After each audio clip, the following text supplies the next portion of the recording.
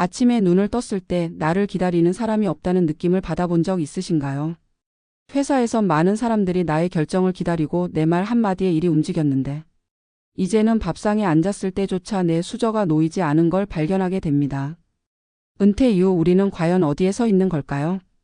존재감이 사라진 듯한 그 느낌, 많은 은퇴자들이 겪는 현실입니다. 오늘 이야기의 주인공은 70세의 김 회장님입니다. 중소기업을 직접 창업해 수십 년간 회사를 이끌어온 그는 직원 수백 명, 거래처 수십 개를 통솔하며 회장님으로 불렸습니다. 업계에서는 그의 결단력과 추진력을 높이 평가했고 사회적으로도 존경받는 인물이었습니다. 하지만 그에게도 시간이 왔습니다. 자신의 후계자에게 경영을 넘기고 정식으로 은퇴했습니다. 그는 오랜 세월 바라던 말 그대로의 여유를 처음으로 맛보게 됐습니다. 처음엔 해방감이 컸다고 말했습니다. 이제는 야근도 없고 회의도 없고 골프를 더 자주 칠 수 있겠다는 생각에 은근히 설레기까지 했습니다. 그런데 은퇴한 지 딱 3개월째 되는 날 그는 눈물을 흘렸다고 고백했습니다. 그날은 가족들이 다 같이 모이는 손자의 생일이었는데 오랜만에 손수 케이크를 사오고 식탁도 준비해봤지만 정작 식사가 시작되자 아무도 그의 이야기를 들어주지 않았습니다. 딸은 손자의 학원 얘기에 열을 올렸고 사위는 회사 일로 핸드폰을 붙잡고 있었고 아내는 음식이 짜지 않았는지만 신경을 쓰고 있었죠. 그는 말했습니다. 내가 이 집의 가장이었잖아. 근데 아무도 나를 부르지 않아. 그날 알았어. 난 지금 이 집에서 투명인간이구나. 그의 목소리는 떨렸고 표정은 공허했습니다. 이야기를 듣는 동안 저 역시 마음이 무거워졌습니다. 은퇴자에게 사회적 지위는 물론 가족 내 위치까지도 함께 흔들릴 수 있다는 사실을 우린 종종 간과합니다. 김 회장님의 사례는 아주 특별한 것이 아닙니다. 의사였던 68세 최 선생님도 비슷한 경험을 들려주었습니다. 하루에도 수십 명의 환자를 보고 수술 스케줄을 조정하고 후배들을 이끌던 사람이 이젠 마트에서 할인 행사 안내 방송을 들으며 한참을 그 자리에 멈춰 서 있었다고 했습니다. 내가 어디에 있는 건가라는 생각이 들었다고 합니다. 심리학에서는 이를 은퇴 정체성 상실이라 부릅니다. 일이 곧 나였던 사람에게 일 없는 삶은 곧 나 없음으로 이어질 수 있습니다. 특히 남성 은퇴자에게 이런 충격은 더 크게 다가오는 경우가 많습니다. 오랜 시간 가족을 위해 헌신하며 부재하는 아버지로 살아왔던 분들이 이제 다시 가족의 일원으로 돌아오고자 해도 이미 가족은 각자의 루틴과 감정 체계를 갖추고 있기에 쉽게 마음을 열지 못하는 경우가 많습니다. 김 회장님은 이후 자신의 일상을 바꾸기 위해 작은 노력을 시작했습니다. 처음엔 손자와의 대화를 위해 게임을 배웠고 아내와의 시간을 늘리기 위해 요리학원에 등록했습니다. 또 동네의 시니어 봉사단체에도 발을 들였습니다. 매주 한 번은 복지관에서 말벗 봉사를 하며 누군가에게 꼭 필요한 존재가 되어갔죠. 그는 말했습니다.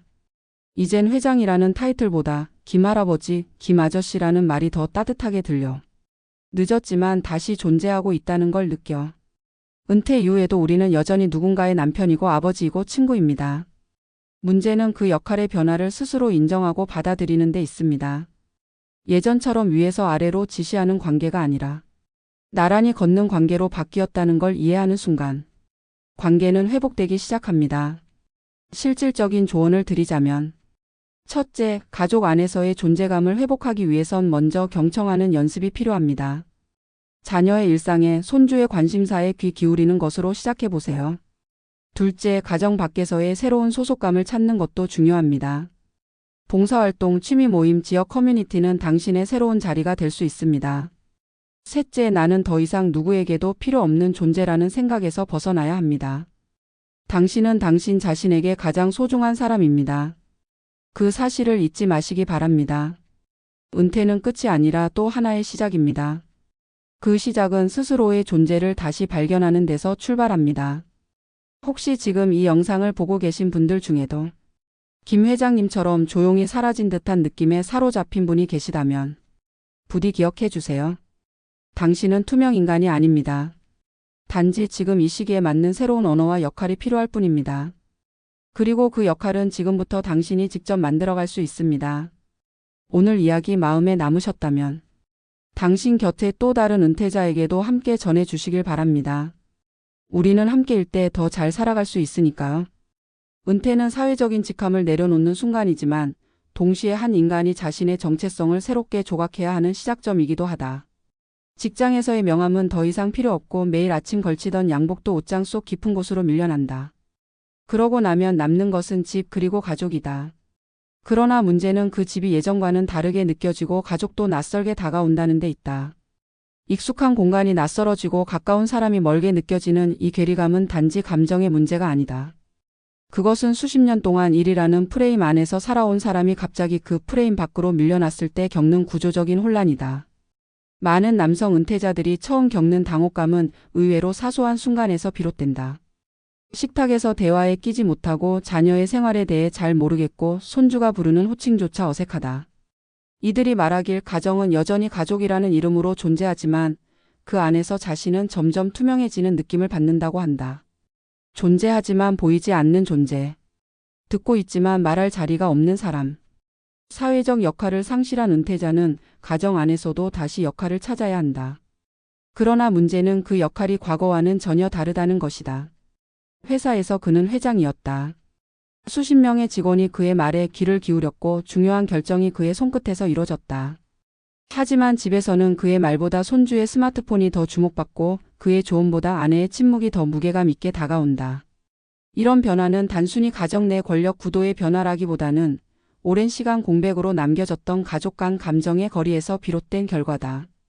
가족은 늘 거기 있었지만 그는 거기에 없었다. 아버지로 남편으로 할아버지로 존재했지만 실질적으로는 부재하는 존재였던 그가 이제야 가족의 한가운데에 서려고 하니 가족들은 이미 그 자리를 스스로 채워왔고 그에게 다시 자리를 내어줄 준비가 되어 있지 않다. 심리학에서는 이를 역기능적 재적응이라 설명하기도 한다. 가족 안에서의 새로운 역할을 찾기 위해 노력하지만 기존의 방식과 태도로 접근하면 오히려 거부감과 충돌을 유발할 수 있다. 예컨대 자녀에게 충고하거나 집안의 경제에 관여하려 들거나 손주의 교육에 개입하려는 시도가 대표적이다. 이는 곧 여긴 여전히 내 영역이야 라는 신호로 읽히기 쉽다. 그러나 가족은 이미 각자의 방식으로 균형을 맞추고 있고 누군가의 복귀가 그 균형을 흔드는 일이라면 받아들이기를 주저하게 된다. 이럴 때 필요한 건 새로운 방식의 접근이다. 더 이상 조언이나 지시가 아닌 경청과 관심으로 시작해야 한다. 요즘 무슨 일 있어? 라는 짧은 질문 하나가 자녀와의 대화의 물꼬가 될 수 있고 손주와 함께 스마트폰 게임을 해보려는 시도가 세대 간 장벽을 허무는 계기가 될 수 있다. 전문가들은 말한다. 은퇴 후의 인간관계는 내가 누구인가 보다 내가 어떻게 함께할 것인가로 바뀐다고.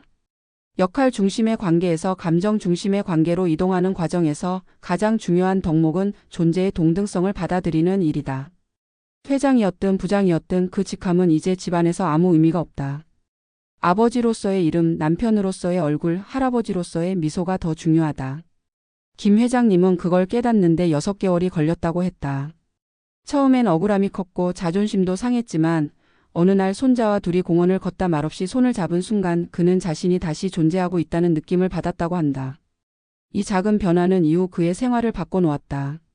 요리학원 등록, 경로당 영화 동호회 참여, 노인복지센터 자원봉사까지. 그는 더 이상 과거의 명함으로 자신을 증명하려 하지 않는다. 이제는 하루하루가 자신이 직접 채워나가는 시간이다.